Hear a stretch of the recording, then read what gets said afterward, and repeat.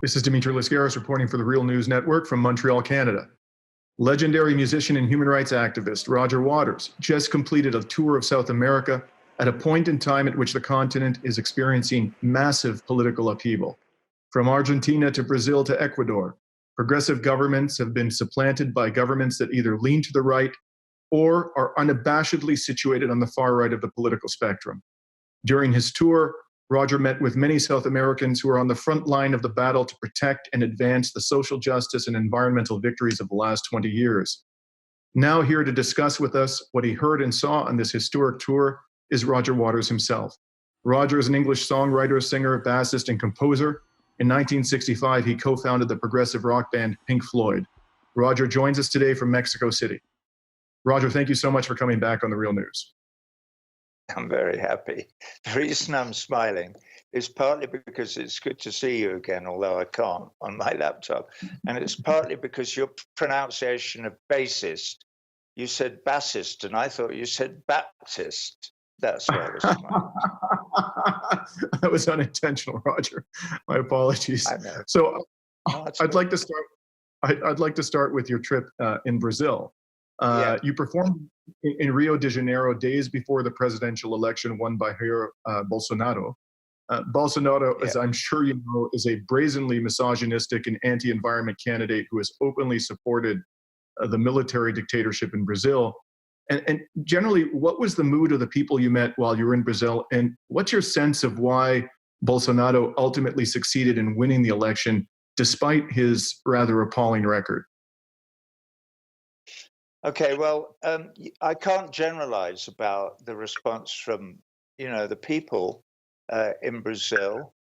I don't go down the pub and chat to the locals because I don't speak Spanish, so it would be entirely redundant. I did spend some time with Glenn Greenwald, and so I was able to get a kind of local perspective on the things that were going on. I also spoke with Caetano Veloso, who's a Brazilian singer-songwriter, and so on. What I noticed was that when I did my very first gig, which is in Sao Paulo, we put the hashtag Ele Now, which means not him, up on the screen, and fistfights broke out in the audience. And there were fights outside as well in the car park. So this is a deeply divided electorate. So that's one thing. And I was then the promoters then told me that I couldn't continue down that path because if I caused riots, the local judiciary would either put me in prison or I would be sued for, and so on and so forth. However, what causes that? Obviously, you're in a place like that, you think, why is this happening? Well, I have learned a little bit, I knew a little bit about Brazilian politics. What has happened is that this is the result of neoliberal economics. This is what the Chicago School and Friedman and the others funneled through Ronald Reagan and Margaret Thatcher and others, and convinced people like Bill Clinton and others that this was the way to go, and that these economic policies would solve all the world's problems. That if we deregulated everything and allowed the very wealthy to get even wealthier, that trickle down would happen, and that everybody who wasn't very, very wealthy would become content. All right. What a crock of shit. And now we've seen that. And I believe that that is at the root of almost all social discontent all over the world. And that is why we're seeing the rise of neo-fascism in Hungary and other places in Europe. And even Le Pen being in the final kind of round of the presidential elections in the Republic of France. and Donald Trump being elected as the president of the United States of America. It's all down to the same causes, which is this, that the working classes are entirely discontent, and quite rightly, because they've got nothing. And Steve Schwartzman and a few others and the Koch brothers have got everything. And they recognize that it's not right. What they don't recognize is that electing a self-declared fascist believer in military dictatorship like Bolsonaro will not improve their lot one hair. In fact, it will do exactly the opposite, because Bolsonaro will do everything that he can to continue deregulating anything. It's even suggested that they might just bulldoze the Amazon rainforest, and then that's the end of all life on Earth, very, very quickly. So it's Right. a terrible problem. So in March of this year, Marielle Franco, a Brazilian politician, feminist, and human rights activist, was assassinated in Rio de Janeiro. And during your tour in Brazil, The Intercept published an op-ed by Glenn Greenwald, whom you mentioned, in which he revealed that you were so moved by the article he'd written about Miss Franco that you cut that article out of the paper with scissors, folded it up, put it in your wallet, and carried it around with you for days. What was it about the story of Marielle Franco that moved you to do that? I didn't carry it around for days. I carried it around from March, when she was murdered by the Brazilian police. I carried it around from that moment until I met with Glenn and said, would you mind if I read this out on when we do the gig in Rio de Janeiro? And he said, of course I wouldn't mind. You know, they were very close friends. But also Mariela Franco is,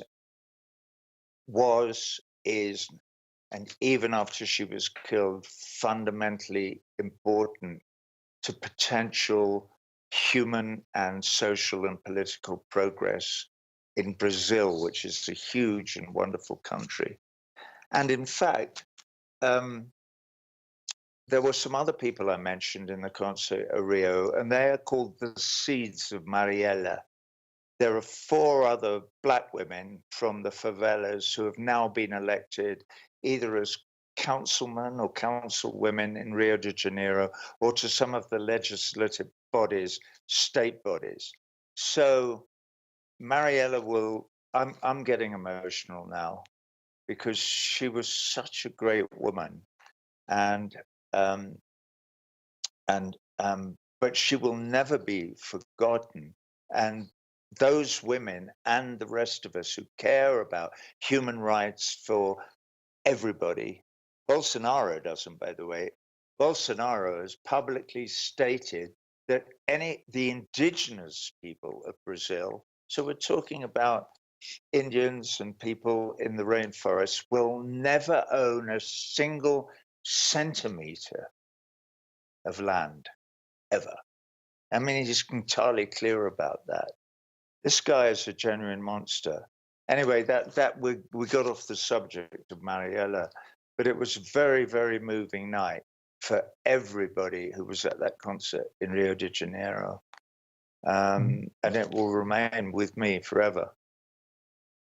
Let's talk about some other women in South America who've suffered greatly as a result of human rights violations. And here I want to talk to you about your visit to Argentina. While you were there, and as reported by Merco Press, you met with a group of women known as the Malvinas Mothers. Could you tell us about this group and why you met with them? Yeah.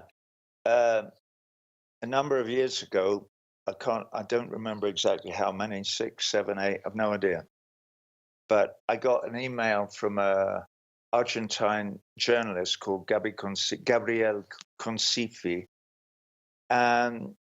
saying that on behalf of the Madres de Malvinas, she was trying to organized the identification of 122 dead Argentine soldiers who are interred in Darwin Cemetery in East Falklands, because they know that the boys are there because the British Army who buried them have the records of which Argentine soldiers were buried, but they don't know which grave they're in.